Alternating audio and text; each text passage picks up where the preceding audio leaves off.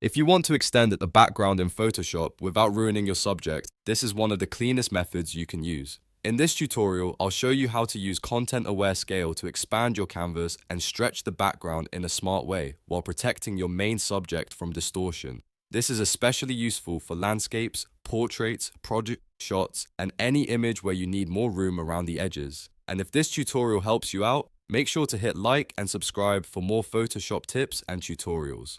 Alright, let's jump into Photoshop. First, open the image you want to work on. Once it's loaded, take a look at the composition and decide how much extra background you want to add. This method works best when you need to extend the sides of an image, especially if the background has texture, sky, grass, walls, or other repeating details.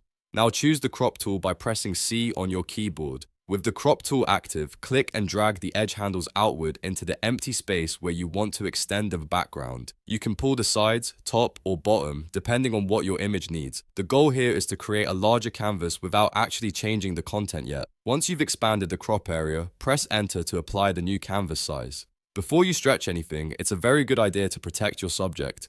If your image has a person, a product, or any important object in the frame, select the lasso tool by pressing L. Then draw a loose selection around the subject you want Photoshop to leave alone. Don't worry about making it perfect, you just want to roughly isolate the important part of the image. After that, go up to the top menu and click Select, then choose Save Selection. Give it a name like Subject and click OK. This saves your selection so Photoshop can use it as a protected area later. Once that is done, press Ctrl+D on Windows or Command+D on Mac to deselect everything and clean up the workspace.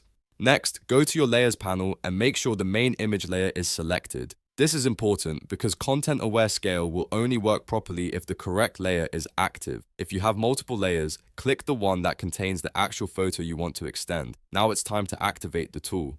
Go to the top menu bar, click Edit, and then choose Content-Aware Scale. You'll see transform handles appear around your image, just like regular scaling, but this tool is different. Instead of stretching everything evenly, it intelligently protects important areas and focuses on expanding the less important background. Look at the top options bar for the Protect drop-down menu. If you saved your selection earlier, open the drop-down and choose Subject. That tells Photoshop to avoid warping that area while it adjusts the rest of the image. This step is what helps keep faces, people, or key objects looking natural while the background gets extended.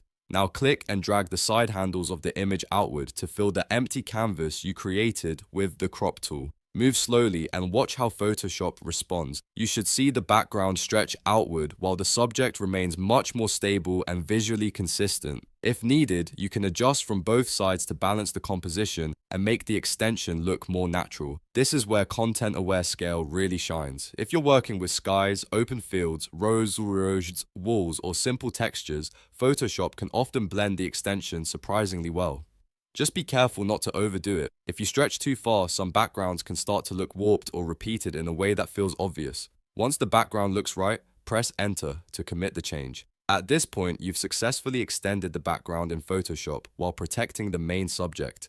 If you want to refine it even more, you can zoom in and use small touch-ups with the Clone Stamp tool, Healing Brush, or even a soft layer of mask to blend any problem areas. So to quickly recap, expand the canvas with the crop tool, save a subject selection if needed, choose content-aware scale, protect the subject, and drag the image edges outward until the background fills the space naturally. It's a simple workflow, but it can save you a huge amount of time compared to rebuilding the background manually.